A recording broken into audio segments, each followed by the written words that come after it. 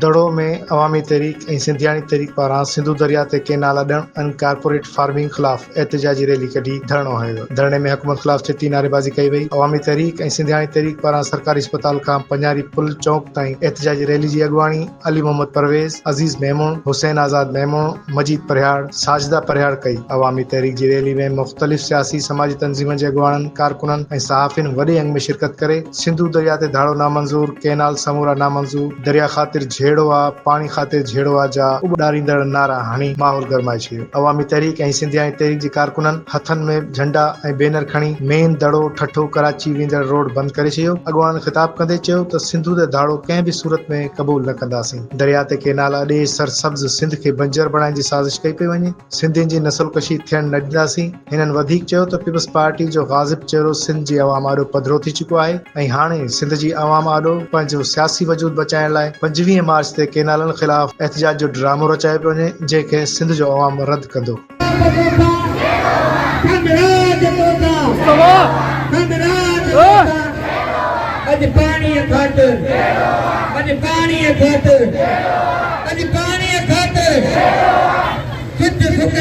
शैतान